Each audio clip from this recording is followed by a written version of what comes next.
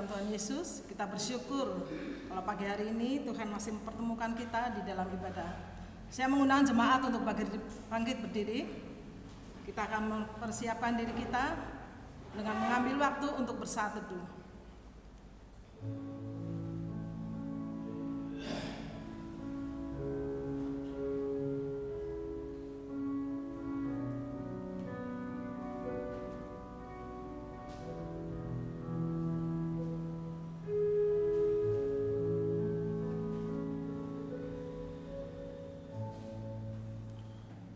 Saudara dalam kasih Tuhan, kami menyambut saudara sekalian untuk datang menghadap Tuhan, dan kebaktian kita pada pagi hari ini kita mau landaskan pada pengakuan bahwa pertolongan kita datangnya dari Tuhan yang menciptakan langit dan bumi, yang kasih setianya kekal untuk selama-lamanya, dan yang tidak pernah meninggalkan perbuatan tangannya.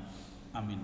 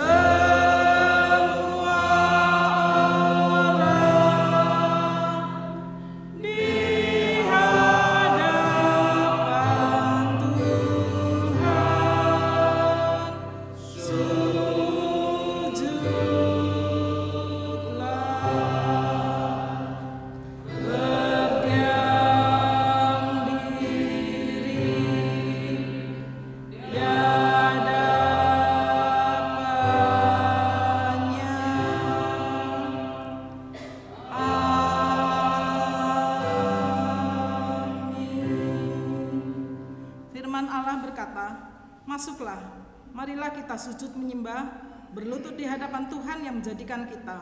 Sebab dialah Allah kita, dan kitalah umat gembalaannya, dan kawanan domba tuntunan tangannya.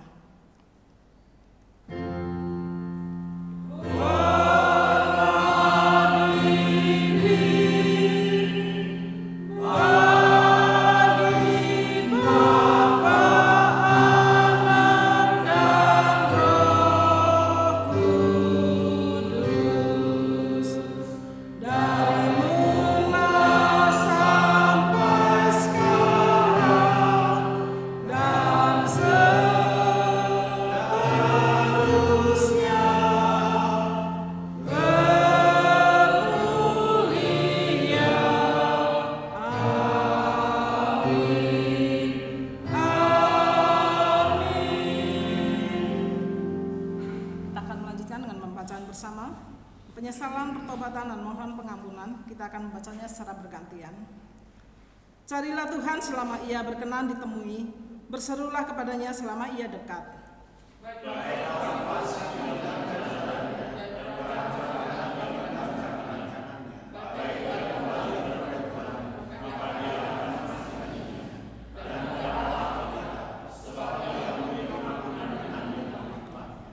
Maka aku memohon kepada Tuhan Allahku dan mengaku dosaku demikian. Tuhan, Allah yang maha besar dan dahsyat, yang memegang perjanjian dan kasih setia terhadap mereka yang mengasihi Engkau, serta berpegang pada perintah-Mu.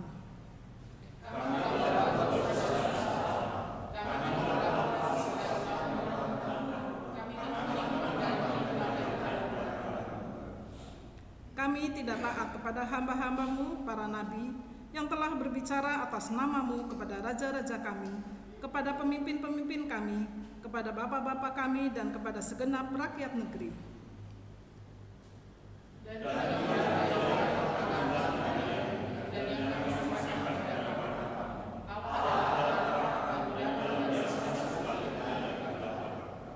Jika kita katakan bahwa kita beroleh persekutuan dengan Dia, namun kita hidup di dalam kegelapan, kita berdusta dan kita tidak melakukan kebenaran.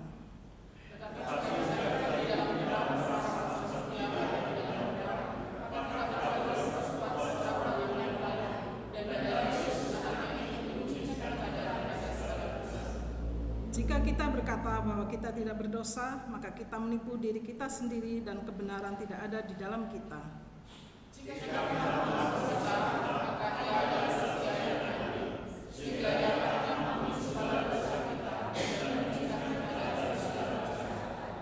jika kita berkata bahwa kita tidak ada berbuat dosa, maka kita membuat Dia menjadi pendusta dan firman-Nya tidak ada di dalam kita.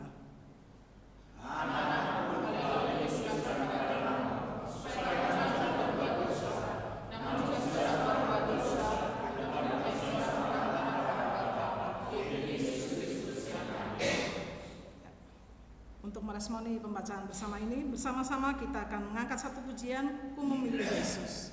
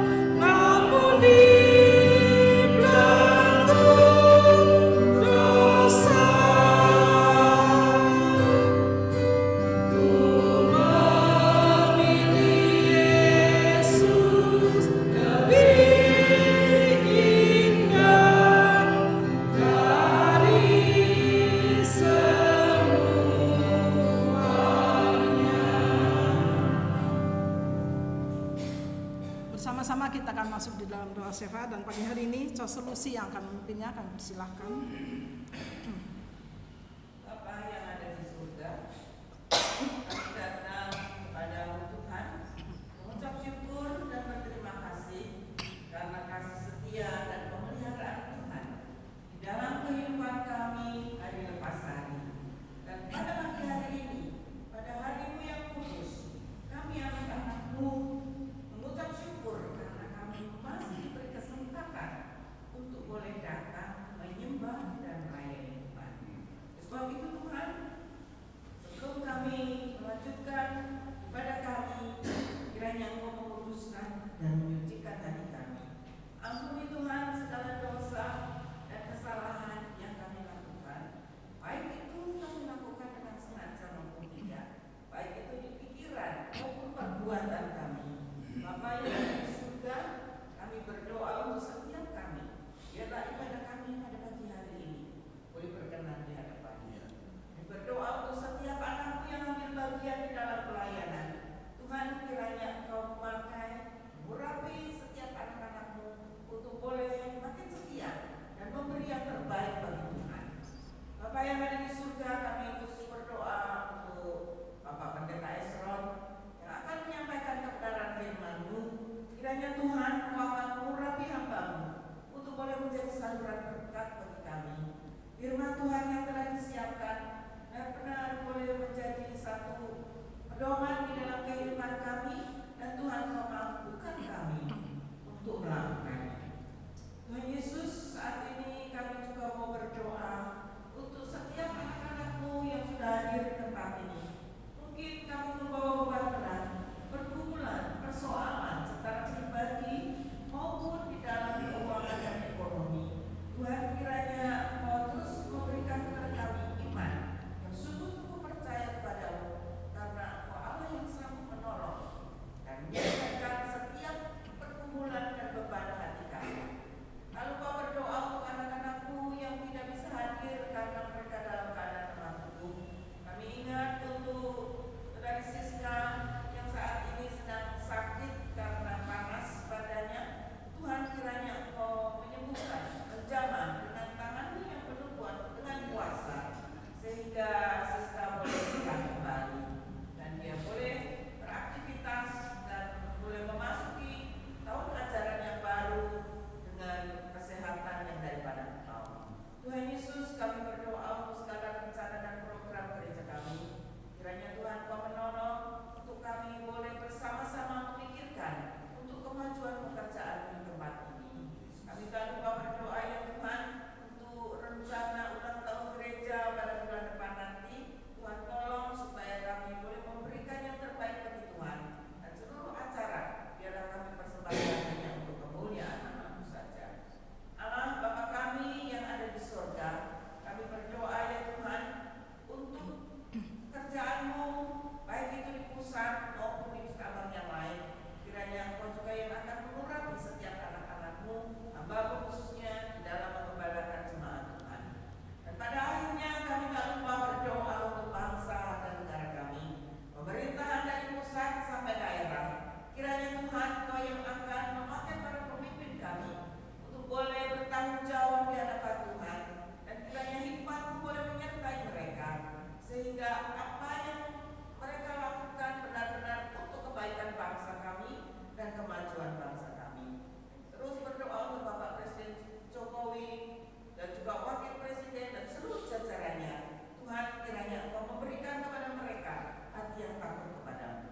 Pemilihan umum yang akan dilaksanakan pada tahun depan, Tuhan juga menolong memberikan kepada kami pemimpin yang bijaksana, sehingga kami sebagai anak-anak Tuhan boleh tetap dapat mewartakan Injil Tuhan dan beribadah kepada-Mu. Terima kasih Tuhan. Inilah seluruh doa kami yang hanya kami panjatkan di dalam satu nama Tuhan kami Yesus Kristus. Amin. Terima kasih. Kita masih tetap berdiri. Kita akan bersama-sama membaca sebagian firman Tuhan yang akan disampaikan pada hari ini, yang diambil dari 1 Petrus pasal 5 ayat 1 sampai 11.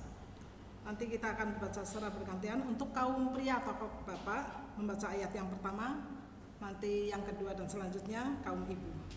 Yang persilakan untuk bapak-bapak mulai terlebih dahulu. Aku menasihatkan para pendakwah di antara kamu.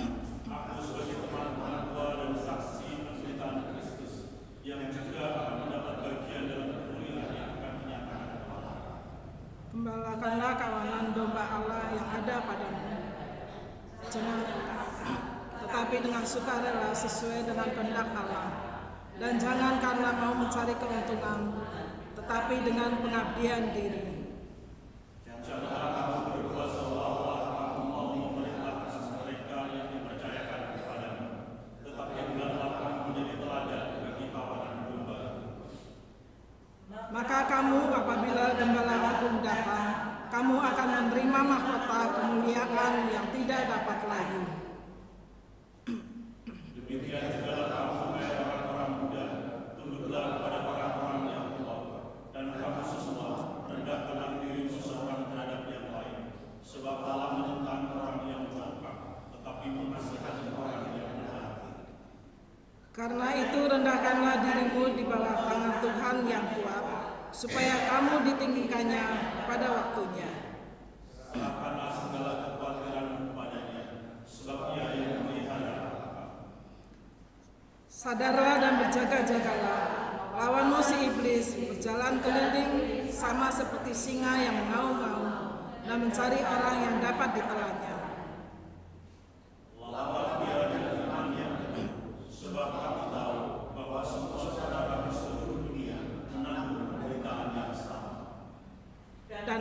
sumber segala kasih karunia, yang telah memanggil kamu dalam Kristus kepada kemuliaan-Nya yang kekal, akan melengkapi, meneguhkan, menguatkan, dan mengokohkan kamu sesudah kamu menderita selama-lamanya.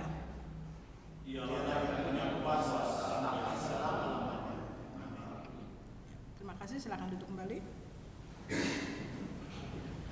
Mari kita berikan yang terbaik bagi Tuhan melalui persembahan kita, dan kita akan mengangkat pujian Beri Terbaik-Mu.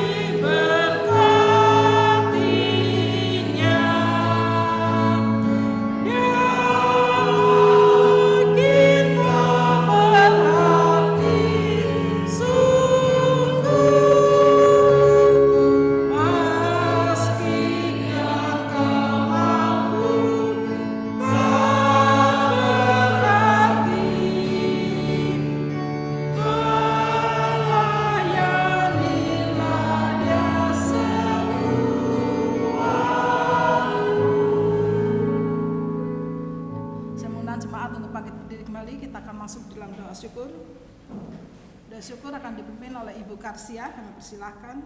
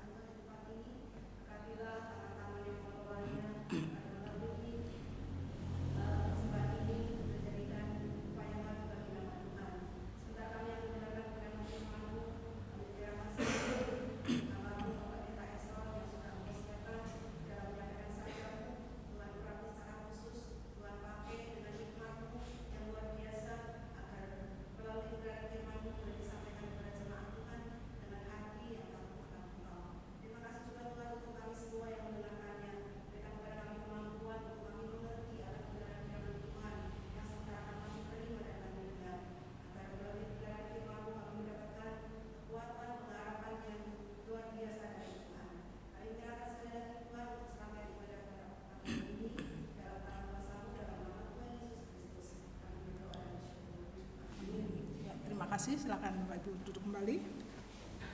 Mari kita bersama-sama persiapkan hati kita untuk mendengarkan firman Tuhan yang akan disampaikan oleh hambanya Bapak Pendeta Esron. Namun sebelumnya kita akan mengangkat satu pujian, Aku Mengasihi Engkau Yesus. Nyanyikan pujian ini dengan kesungguhan hati kita bahwa kita telah siap untuk mendengarkan firman Tuhan.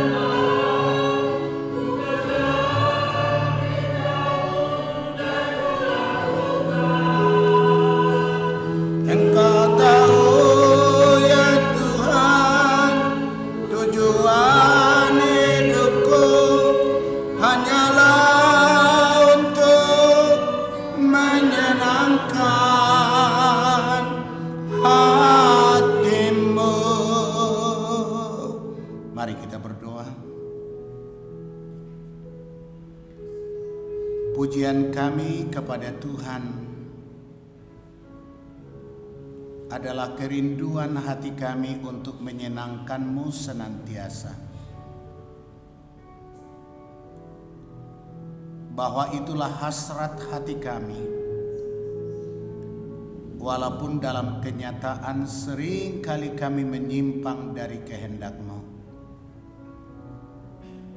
Karena itu tolonglah kami Bapa, ketika kami merenungkan firman-Mu pagi ini, Roh Kudus bekerja, melembutkan hati kami, menyucikan pikiran dan perasaan kami, agar hati kami bagaikan tanah yang subur bagi benih, yakni benih kebenaran firman Allah, tumbuh dan berkembang di dalam hati kami, menjadi laku kami setiap waktu, sehingga apa yang kami pujikan kepada Tuhan setiap waktu, setiap kerja dan setiap saat, hidup kami boleh menyenangkan Engkau.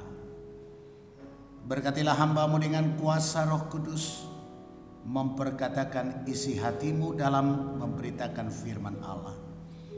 Hanya Engkau yang layak dipuji, dimuliakan, dan biar setiap kami diberkati. Tidak seorang pun yang dilalukan dari berkat firman Allah, sehingga kami pulang berbeda di saat kami datang, sebab firman Allah menjadi bagian kami. Berfirmanlah kepada kami Tuhan, kami sekaliannya siap mendengarnya. Dalam nama Tuhan Yesus kami berdoa. Amin. Silakan duduk Bapak Ibu.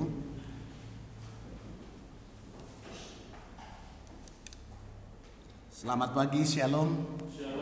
Kita jumpa lagi dalam ibadah hari ini. Satu sukacita buat saya.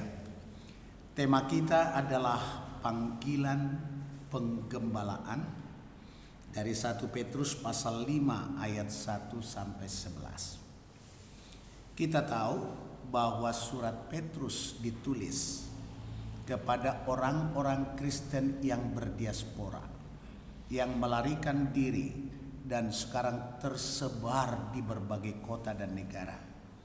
Mereka menjadi pendatang di tempat-tempat itu. Mereka meninggalkan segala warisan, harta, dan apa yang mereka punya di tempat asal. Mereka sekarang ada di kota orang lain sebagai orang asing. Tapi satu yang menarik, mereka memelihara iman. Untuk mereka lah Petrus menulis surat, agar mereka tetap menikmati damai sejahtera dalam Tuhan. Dalam persekutuan mereka mengalami pertumbuhan. Gereja di tengah aniaya itu menjadi saksi bagi dunia ini. Kita akan melihat bagian-bagian yang menarik dari teks kita atas apa yang ditulis Rasul Petrus kepada jemaat itu, panggilan penggembalaan. Boleh dibantu diklik di situ. Aku menasihatkan para penatua di antara kamu, aku sebagai teman penatua dan saksi penderitaan Kristus, yang juga akan mendapat bagian dalam kemuliaan yang akan dinyatakan kelak. Gembalakanlah kawanan domba ya Allah yang ada padamu, jangan dengan paksa, tetapi dengan sukarela, sesuai dengan kehendak Allah. Dan jangan karena mau mencari keuntungan, tetapi dengan pengabdian diri. Jangan kamu berbuat seolah-olah kamu mau memerintah atas mereka yang dipercayakan kepadamu, tetapi hendaklah kamu menjadi teladan bagi kawanan domba itu. Maka kamu, apabila Gembala Agung datang, kamu akan menerima mahkota kemuliaan yang tidak dapat lain. Tidak sampai saya punya, tolong diklik, dibantu ya. Kita lihat bahwa inilah tujuan dari Petrus menulis suratnya. Boleh diklik.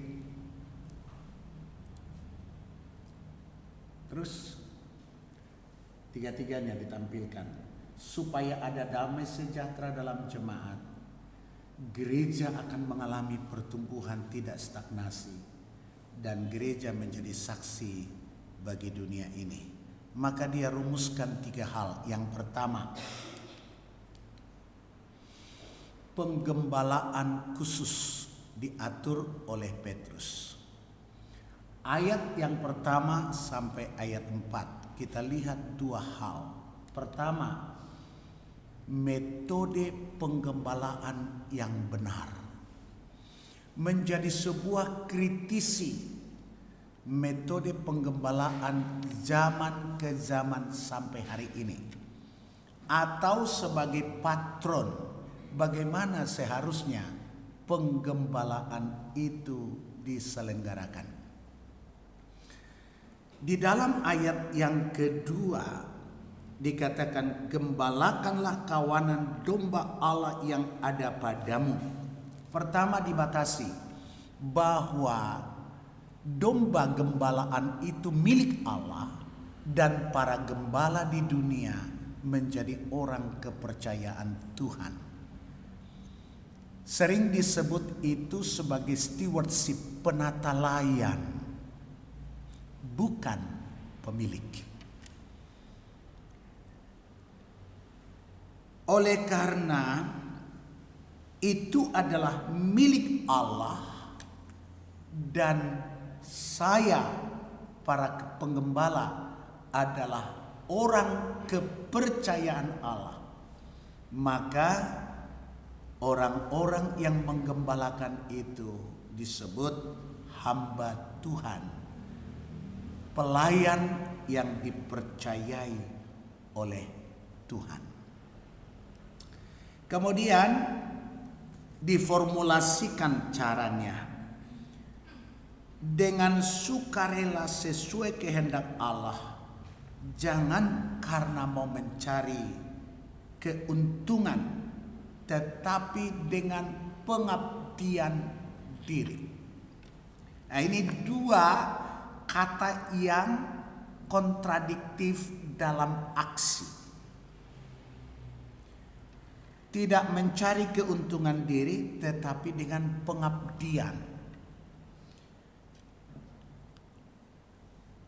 Peneliti berkata bahwa motivasi tertinggi untuk menghasilkan karya terbaik dalam dunia ini adalah fasilitas atau gaji.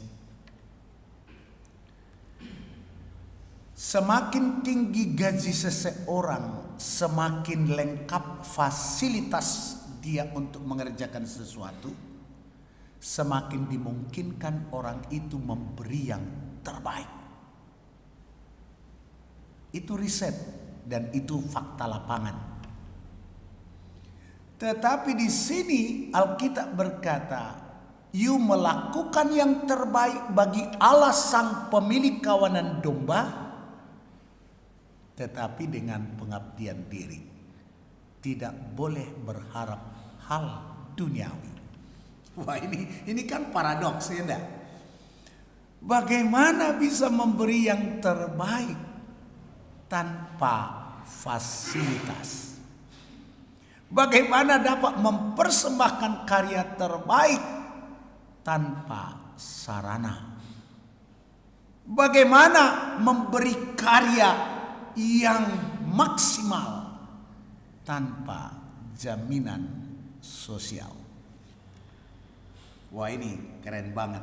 Susah dipikirkan secara manusiawi. Dan itulah sebabnya ada banyak orang salah mengerti sehingga abai dengan hamba Tuhannya. Kemudian hamba Tuhan itu mulai berkata, "Oh, kami di sini mengabdi. Kami di sini untuk mengabdikan diri." Ketika diteliti, konsep pengabdian yang dikatakan bagian kedua adalah hadir melayani, tapi bukan karya terbaik. Maka akhirnya dapat dipahami dalam teks ini, rupanya pengabdian diri memberikan yang terbaik bagi sang pemilik kawanan domba tanpa hasrat mendapat imbalan, sebab imbalan itu semua adalah otoritas sang pemilik. Harus percaya bahwa Tuhan menjamin para pelayannya.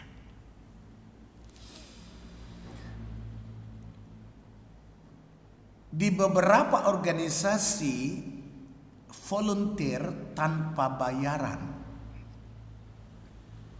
mereka kerja sekedar, adalah sebuah kesalahan dalam makna pengabdian. Soalnya kami tidak dibayar, jadi kami sekedar mengisi kekosongan. Seperti itulah, bukan ucapan, tapi seperti itulah pekerjaan yang dilakukan, sekedar. Tetapi formula kerja, metode cara kerja yang dijelaskan oleh Petrus kepada kawan penatua adalah pengabdian diri seperti Yesus. Bahwa dia dengan tekun memikul salib sampai ke Kalvari, kerja tuntas, kerja berkualitas, upah bukan urusan. Karena sang pemiliklah yang berurusan dengan upah, dengan fasilitas. Saya dapat teks ini sudah 2 minggu, makasih Pak Pendeta. Lalu minggu kemarin saya melayani di Sumatera. 2 minggu di Kalimantan, saya turun di Jogja sampai ke rumah, peluk ibu, peluk cucu. Nanti kalau dibilang peluk cucu kan agak munafik ya. Saya peluk ibu dan peluk 2 cucu kami. Kemudian makan malam, sebab besoknya saya mau ke Sumatera. Hanya ganti cover saja. Tiket lagi mahal sekali nih. Tiket saya 2.600.000 Jogja Kuala Namu. Dari Kuala Namu saya dijemput 2 pendeta kami untuk menemani saya ke Pulau Samosir. Dan di Pulau Samosir kami nginap 3 malam karena 2 hari pelayanan. Balik lagi ke Medan, dan di Medan saya 2 malam lagi untuk melatih tim kami. Pesta di Sumatera di Pulau Samosir itu besar. Ada musyawarah nasional marga saya. Tanggal 7 saya seminar dan memimpin doa. Tanggal 8 saya KKR, lalu menjelang sore pulang ke Medan. Kemudian kami lewat Sibea-bea. Kalau ada yang pengen, wah itu salib Kristus terbesar di dunia. Belum selesai karena ada korupsi. Jadi bangun gereja, bangun salib pun, bangun patung Yesus juga ada korupsinya. Ngeri ya. Kemudian kami berputar sampai di Medan jam 10 malam. Panitia telepon saya. Pak Pendeta, ini sudah penutupan. Tolong kirimkan alamat rumah di Purwokerto. Kami mau kirimkan cenderamata sebagai pembicara dan pengkhotbah. Perihal pengganti transport dan PK, biarlah Tuhan yang memenuhkannya bagi Pak Pendeta. Haleluya. Berapa uang yang saya habiskan? Hotel 3 malam, makan minum 3 pendeta yang perutnya besar-besar, dan perjalanan Jakarta, Medan, Pulau Samosir, melintasi Danau Toba, dan seterusnya. Tapi hati saya bersih untuk mengerjakannya. Sebab saya tahu Jehovah Jireh, dialah Tuanku yang kulayani dalam melayani kawanan domba Allah. Malam saya ditelepon satu keluarga dari Jakarta. Pak Pendeta, Oma gelisah. Dapatkah kita berdoa supaya Oma bisa tidur? Wow, saya bilang ada doa menidurkan orang. Mari kita berdoa. Kami berdoa, belum di hujung doa Oma sudah tidur. Amin. Mereka bilang, Oma sudah tidur. Saya bilang, supaya kita pun bisa segera tidur. Besok pagi saya bangun, Yang biasa saya lakukan adalah melipat tangan, baca ayat, kemudian kirim ucapan salam selamat pagi untuk orang-orang tertentu yang sudah saya tandai. Dan WA keluarga itu saya buka juga karena biasa saya kirim ucapan selamat pagi. Di nomornya sudah terpampang semua yang kuperlukan. Mereka hanya bilang, Pak Pendeta, sorry, hanya untuk jaga-jaga. Itulah kalimat di transferan itu, hanya untuk jaga-jaga. Jadi saudara, kembali lagi, pemeliharaan Allah kepada orang kepercayaannya untuk melakukan tugas penggembalaan yang terbaik, yakni melayani Tuhan dengan pengabdian diri. Amin. Rupanya belum selesai di sana. Saya melatih tim saya, 37 gereja kami di Sumatera, termasuk 2 di Pulau Nias. Semua gereja susah. Gereja perintis yang serba kekurangan. Akhirnya saya ambil dana yang masuk, saya berbagi lagi dengan mereka. Kami sudah sepakat dengan ibu bahwa dia tidak boleh berharap amplop dari saya pelayanan luar kota, tapi sudah pasti pakaian kotor. Jadi saya merdeka melakukannya. Kemudian menjelang saya pulang Selasa, datanglah satu pendeta kami yang kepalanya sudah botak walaupun masih muda. Saya mendoakan gereja dia sebesar ini, tapi tidak seelok ini. Temboknya hanya sebatas jendela, dan dari jendela ke atas adalah dinding bambu gedek di pusat kota Medan. Dia baru merintis gereja itu sekitar 8 tahun, dan dengan pertolongan Tuhan ada sekitar 80-90 jemaatnya, di antara orang-orang Melayu. Dia datang ke hotel dan berkata, Pak Gembala, ini oleh-oleh untuk ibu. Dikasih saya satu kardus. Apa itu? Bapak tahu saya kan bikin roti. Jadi ini roti, tahan 6 hari. Wah, senang saya. Waktu dia mau pulang, dirogoh koceknya. Ini sedikit untuk minum teh, Pak Gembala. Sedikit itu berapa? Gaji saya sebulan di STI. Kok bisa burung gagak seperti ini yang tidak kuharapkan dan kubayangkan memberi saya yang tak kuduga? Pemeliharaan Allah. Padahal pesta kami di Samosir, Bapak Ibu tahu, menghabiskan dana tidak kurang dari 800 juta.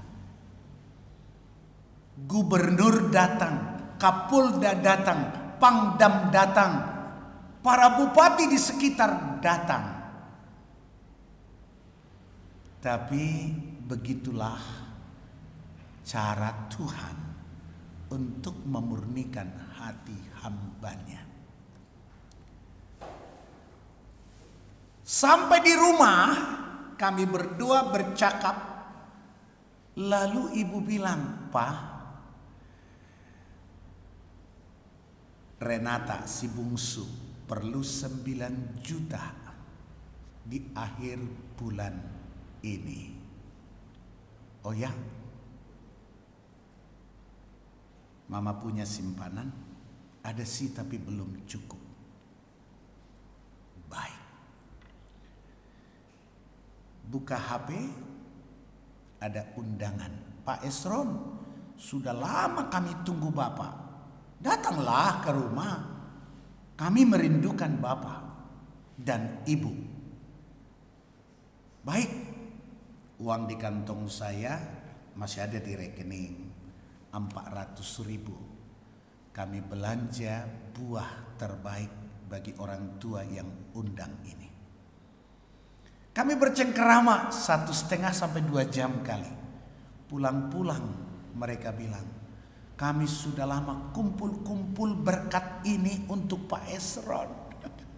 Coba bayangkan, ibu yang 82 tahun dan suaminya, ini sudah lama kami kumpulkan untuk Bapak dan Ibu. Mohon diterima.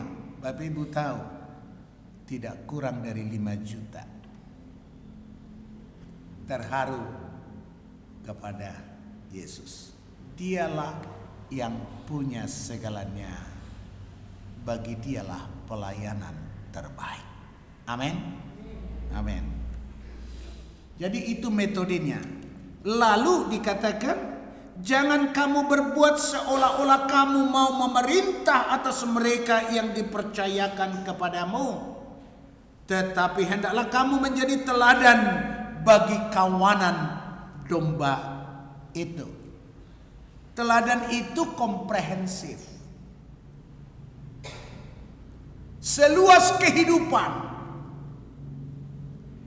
Itu sebabnya orang-orang kepercayaan Allah terus melatih diri untuk berjalan di jalan Tuhan. Karena kita, para pengembala, adalah teladan mereka. Hari-hari ini kita digoncangkan berbagai hal yang menggelisahkan hati. Pak Pendeta, Ibu Lucy, kita dipanggil menjaga kawanan domba Allah ini. Sebab YouTube beredar di mana-mana, video beredar di mana-mana. Ini menyita otak dan perasaan kami. Semoga tidak ditonton. 5 video pertama super sesat. 3 video berikut sebuah klarifikasi kemunafikan, tetaplah sesat. Orang yang di video itu, pengajaran itu orang yang saya hormati dari sejak tahun 80. Tetapi pengajarannya menjadi sesat. Dia menolak ketuhanan Yesus. Yesus bukan juru selamat. Dia bukan logos. Dia hanyalah menjadi Tuhan. Sesat. Anaknya berkhotbah, ada banyak videonya. Satu video yang jahat sekali. Dia berkata, Yesus remaja jatuh hati. Ada. Wah. Lalu dia berkata, kau pikir Yesus tidak tahu cewek cantik? Sesat.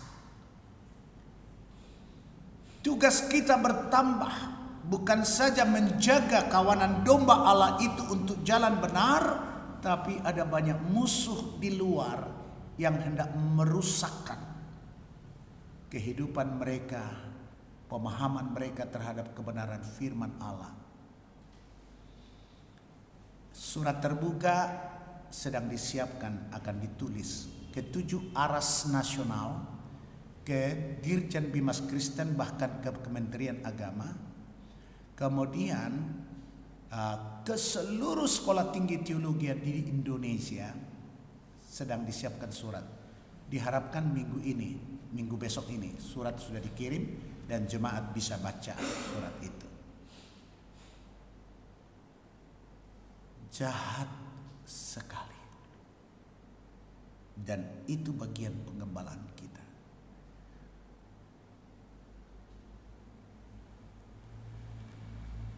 Karena ada gembala-gembala akhirnya merasa kawanan domba itu miliknya, maka cenderungnya mengeksploitasi.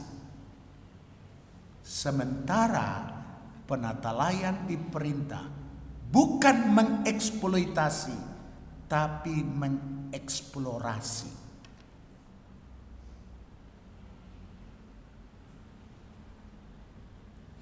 Gereja ini saya kira salah satu gereja terbaik, teduh, rela berkorban. Ya, gereja di Jakarta saya pernah ke sana tahun 80-an. Diterjemahkan, saya khotbah di situ.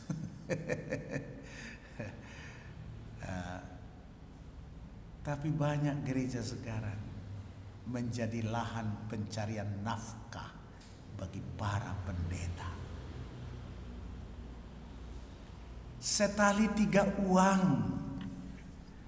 Tenang Pak Pendeta, jangan saling mengusik. Sesama biskota tidak boleh saling mendahului. Orang Purwokerto tidak tahu itu, puji Tuhan. Tapi gereja-gereja di kota-kota besar, antara jemaat dan pendeta sudah saling tahu. Setali 3 uang. Yang penting tidak saling mengusik. Apapun yang kami lakukan di sini kami lakukan. Pendeta khotbah di situ, transferan besar-besaran akan masuk.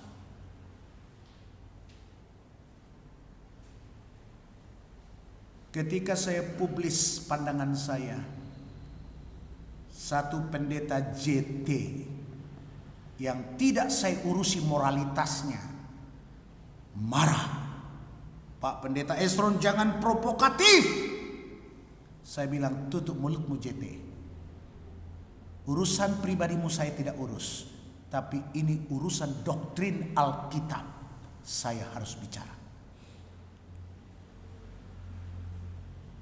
Dia japri saya, ini orang terlalu besar untuk kita lawan. Tutup mulutmu. Kita ini tidak lebih dari debu di tangan Tuhan. Berapa M yang kau dapat sehingga mulutmu tidak lagi bisa bicara? Saudara, metode baptisan, cara perjamuan kudus, bolehlah kita beda. Tapi kalau Yesus bukan lagi Tuhan, gereja tidak perlu ada. Mungkin tidak tahu yang kubahas ini ya, tapi ini pemicu pemantik saja. Kalau jemaat dapat ketemu Pak video itu, karena susah sekali kita ambil videonya, nggak bisa lagi, supaya bisa diajar. Jadi penggembalaan itu begitu sulit.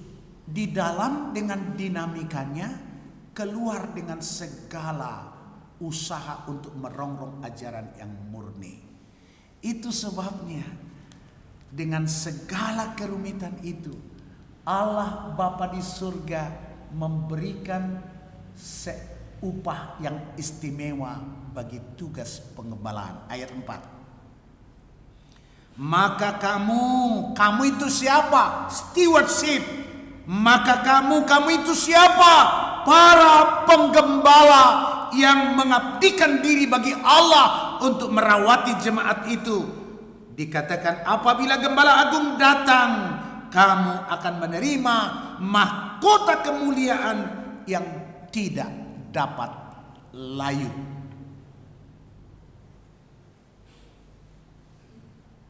Ini Bulus, ini teladan kita. Saya tidak tahu dinamika di sini, tapi buat kami hidupnya berkat. Kesetiaan, tidak pernah memberontak rasanya di kumpulan mana saja. Hatinya lembut, bahasa tutur katanya ndak kayak Pak Esron, tajam-tajam kadang-kadang nyakitin.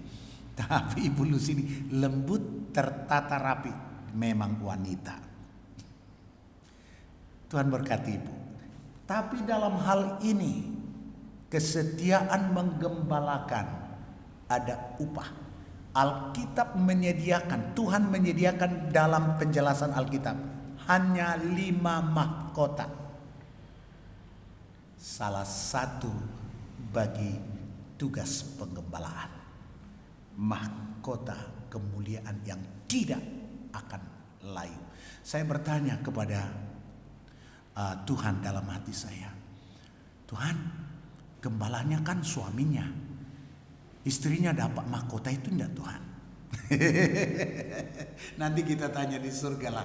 Karena setahu saya, istri saya bebannya lebih berat mendampingi saya menggembalakan kawanan domba itu.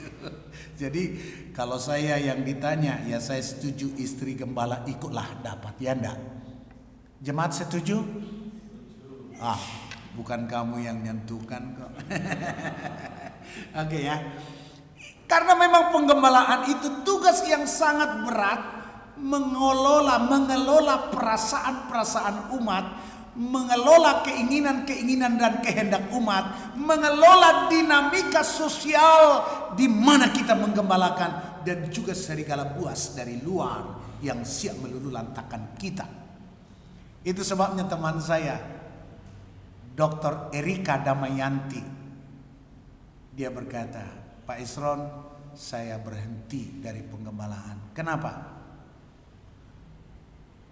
Melayani itu sulit, tapi tugas paling sulit katanya adalah menggembalakan.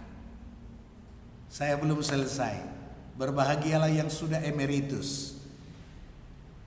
Karena itu titik pengakuan tugas penggembalaan selesai.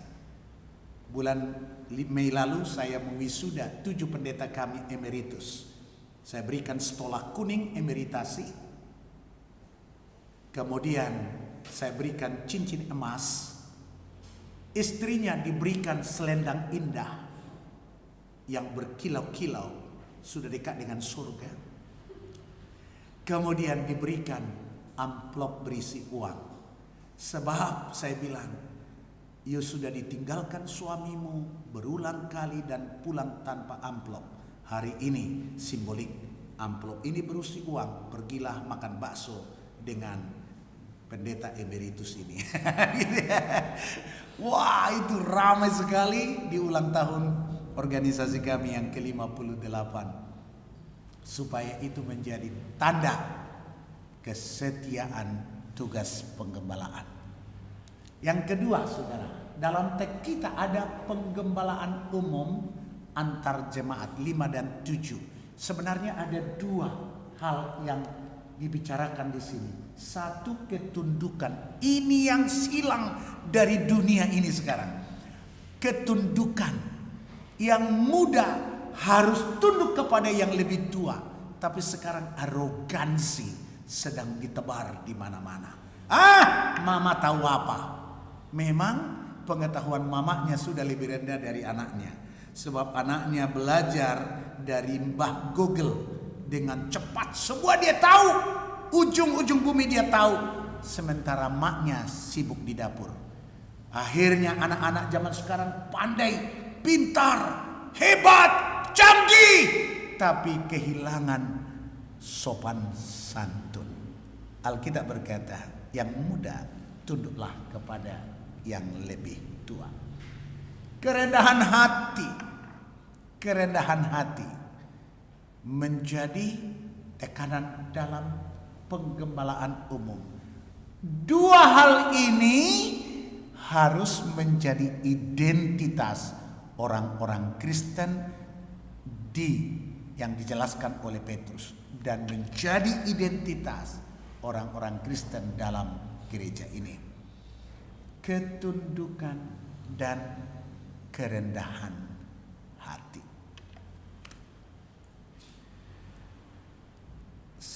Litbang saya sudah membuat sebuah risetnya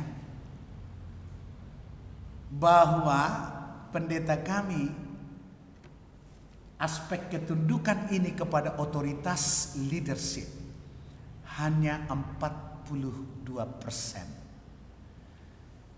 58% cenderung membangkang, mengkritik. Ketundukan mengirimkan perpuluhan ke organisasi. Kami hanya dapat 39%. Saya bilang ini awal pelan-pelan, sing penting kelakon. Jadi kami sedang menggarap organisasi kami sekarang masuk ke dasar-dasar biblika kembali. Setelah dunia ini memang mengharu-biru kita. Kepandaian, pengalaman, pengetahuan membuat orang menjadi angkuh dan sombong, bahkan harta. Keberadaan. Orang-orang dunia ini berpikir segala sesuatu bisa dibeli dengan uang. Itu tidak benar. Itu tidak benar. Tetapi kalau Tuhan memberkati kita dengan kelimpahan, supaya kita dapat melayani lebih banyak dan lebih luas.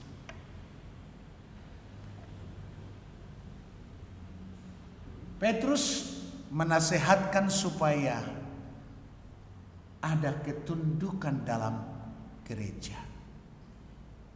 Ada kerendahan hati di antara umat. Tentu di awal diteladankan oleh para pengembala.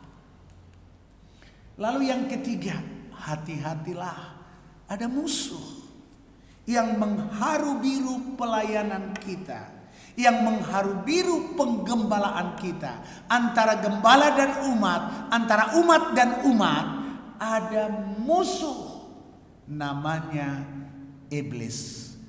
Kadang-kadang kita benci orang itu, padahal orang itu lagi dipakai iblis merusak pelayanan kita. Yang seharusnya bukan orang itu, tetapi iblis, musuh kita.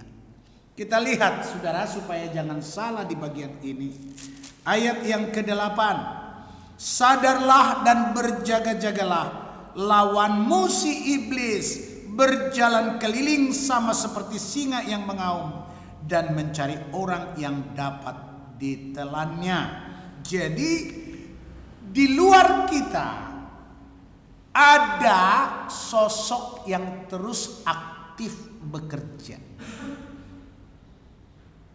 mengganggu persekutuan Kristen, melemparkan berbagai gosip dan fitnah, iri hati dan kedengkian, supaya suasana damai sejahtera itu hilang, kecurigaan tumbuh, maka kita sibuk dengan perasaan, lupa penjangkauan jiwa-jiwa.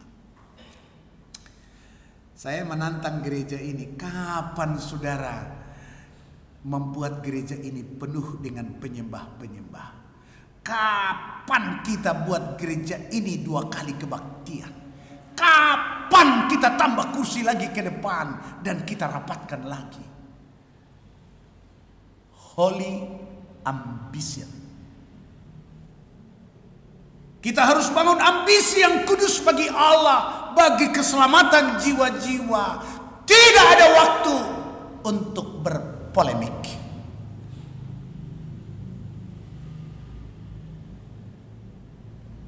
Seringkali kita menjadi gundah karena kita beri reaksi terhadap polemik yang dilemparkan musuh. Dikatakan iblis musuh kita. Dia kerja terus-menerus untuk mengganggu damai sejahtera kita. Tapi sungguh-sungguh dia bisa kita lawan karena iblis sesungguhnya sudah keok. Waktu Yesus mati di kayu salib, dia berkata, tetelestai, sudah selesai, iblis sudah dikalahkan. Singa ompong yang mengaum. Sebab iblis, ya dengar, tidak bisa merasuki orang Kristen. Roh yang diam di dalam kamu lebih besar dari semua roh yang ada di dunia ini.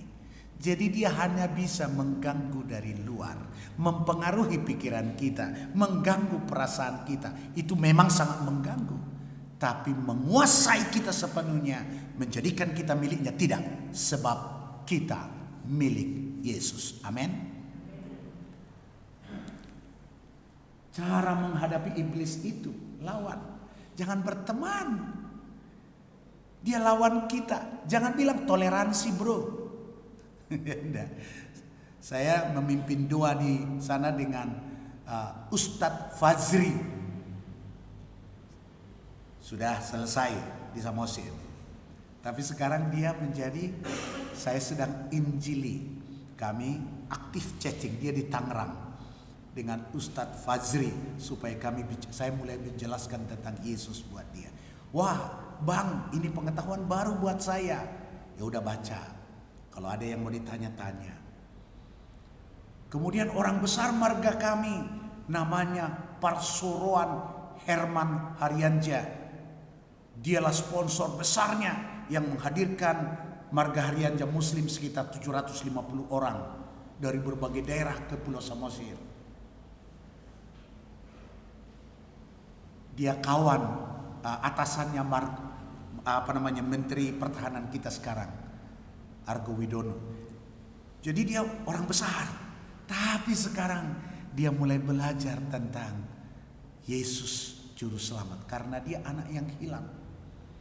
Umur 2 bulan bapaknya meninggal. Umur dia 2 tahun mamanya nikah lagi. Dia menjadi yatim piatu. Diambil satu keluarga, itulah yang menjadikan dia muslim. 2 tahun ini dia temukan marganya. Dia temukan silsilahnya. Mulai dekat dengan kami. Dia sudah belajar puji Tuhan. Tapi tulisan amin masih double A, masih double I. Karena itu masih lama. Tapi terbuka jalan. Lawan. Toleransi, yes. Tetapi dengan iblis musuh kita harus bersikap tegas terhadap godaan dalam pikiran, godaan dalam hati. Tidak. Dan ya kepada Allah. Setiap kita melemah seperti Hawa. Iblis bilang begini, tentulah Allah berfirman, semua buah di taman ini boleh kamu makan buahnya, bukan? Ya, mulai. Tetapi tentang buah di tengah taman itu, bagaimana? Hawa mulai plesetin. Dia bilang apa? Tidak boleh kami raba atau sentuh. Salah. Tidak boleh makan. Saudara, kompromi beda dengan toleransi. Toleransi itu kata kuncinya penghargaan. Kompromi adalah penyesuaian. Ketika kita buat penyesuaian kepada iblis, habislah kita. Katakan tidak kepada musuh. Lawanlah dia. Andaliman. Oh, di kampung saya banyak ini. Andalkan iman. Dikatakan di ayat yang ke-10 bahwa Allah sumber segala kasih karunia yang telah memanggil kamu dalam Kristus kepada kemuliaannya yang kekal akan melengkapi, meneguhkan, menguatkan, mengokohkan kamu sesudah kamu menderita seketika lamanya. Artinya Allah itu cukup bagi kita untuk segala hal. Saya ulangi, Allah cukup bagi kita untuk segala perkara. Buktikan itu. Melawan iblis, Allah Tuhan kita Yesus Kristus sudah menang. Tentang keperluan keseharian kita, Allah di dalam Yesus, Jehovah Jireh. Tentang sakit kita, Dia Jehovah Rafa. Kesepian dan kesendirianmu, Dia Maha Hadir, omnipresent. Dialah segalanya. Rasakan kehadirannya, alami Dia. Dengan itu iblis kocar kacir. Jangan beri ruang kepada si jahat. Ketika hati nuranimu dipakai Roh Kudus menjelaskan itu tidak benar, itu salah, respon cepat. Katakan tidak kepada musuh. Jangan diberi ruang tawar-menawar. Kita akan dipengaruhinya. Maka dengan demikian, saudaraku yang terkasih, tujuan akan dicapai. Ada damai sejahtera dalam jemaat yang muda hormat orang tua kasih kepada yang muda. Gereja akan mengalami pertumbuhan, penggembalaan menjadi efektif karena jemaat ada dalam ketaatan dan ketundukan, dan penggembalaan memberikan teladan yang baik.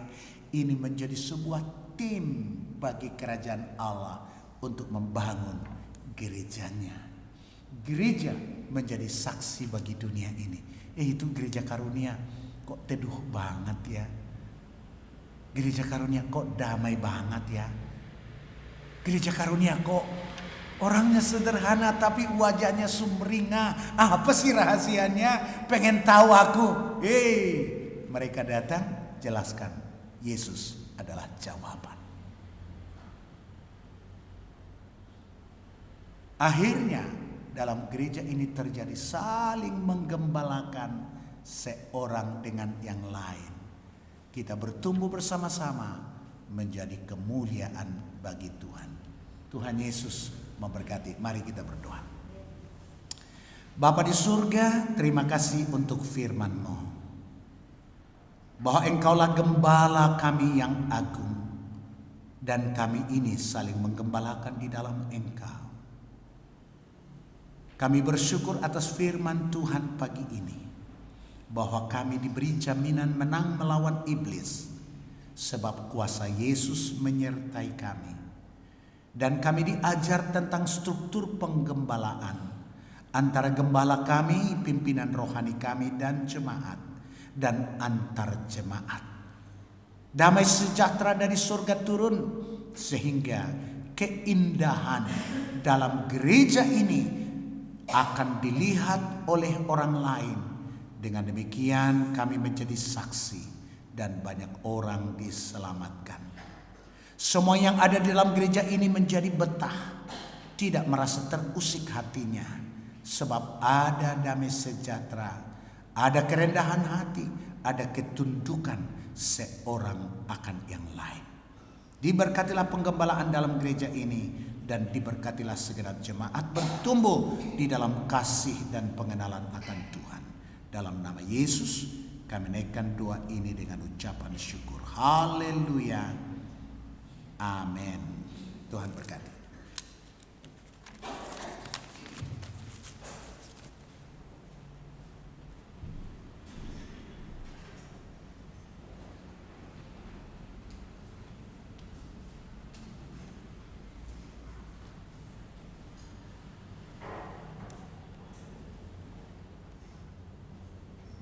Terima kasih kepada Bapak Pendeta Esron yang sudah menyampaikan kebenaran firman Tuhan bagi kita sekalian.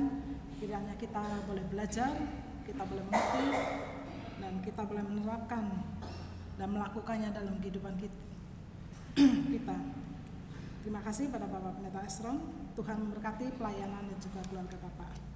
Untuk meresponi firman Tuhan ini, kita akan bersama-sama mengangkat satu pujian kembali seperti Yesus.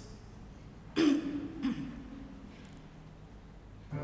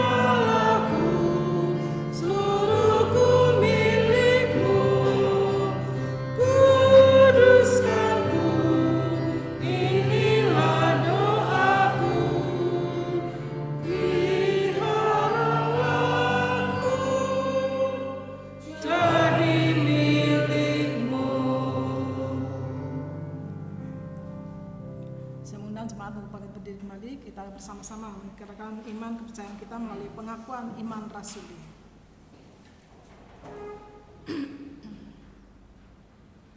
Aku percaya kepada Allah, Bapa yang Maha Kuasa, Khalik langit dan bumi, dan kepada Yesus Kristus, Anaknya yang tunggal Tuhan kita, yang dikandung daripada Roh Kudus, lahir dari anak darah Maria, yang menderita sengsara di bawah pemerintahan Pontius Pilatus, disalibkan, mati dan dikuburkan, turun dalam kerajaan-Nya. Pada hari yang ketiga bangkit pula dari antara mati, naik ke surga, duduk di sebelah kanan Allah, Bapa yang Maha Kuasa.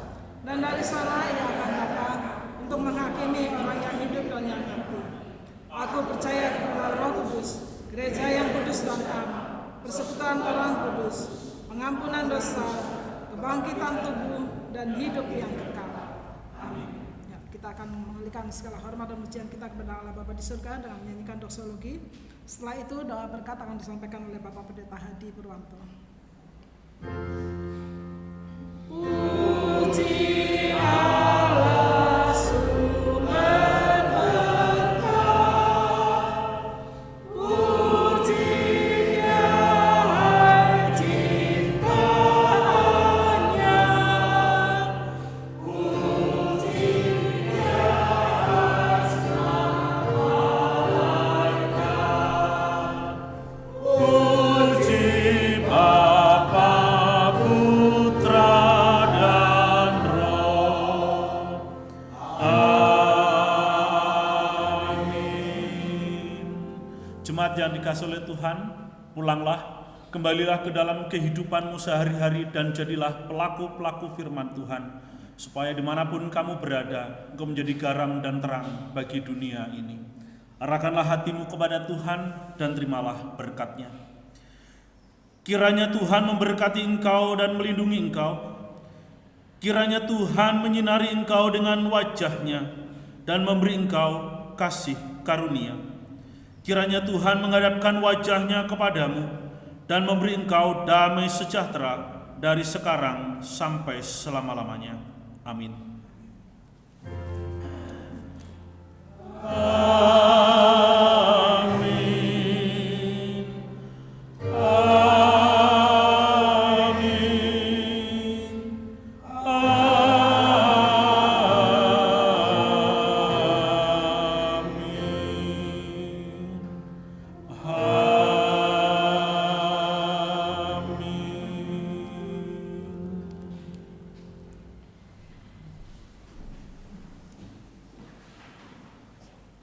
Saya akan membacakan warta gereja untuk minggu depan.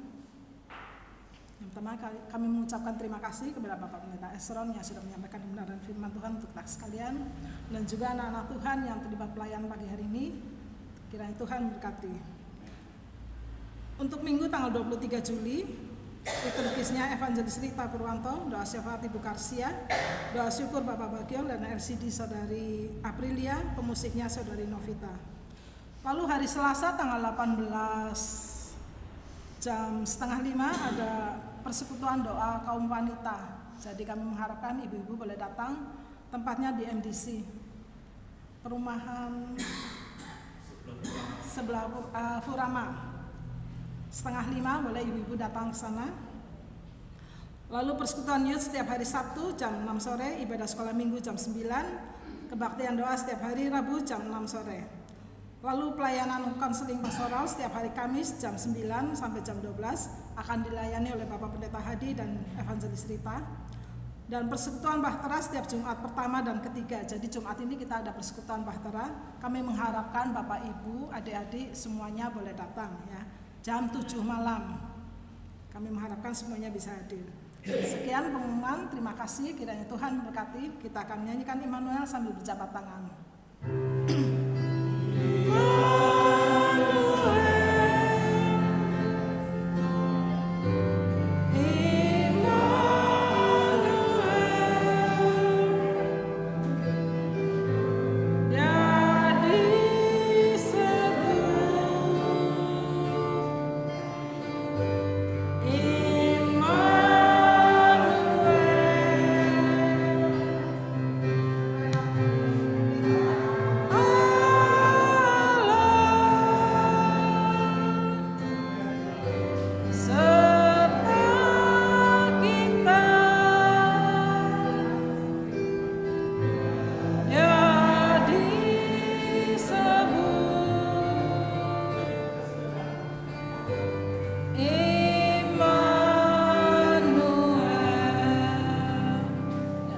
Silakan duduk kembali untuk mengambil waktu saat itu. Ibadah selesai, Tuhan berkati.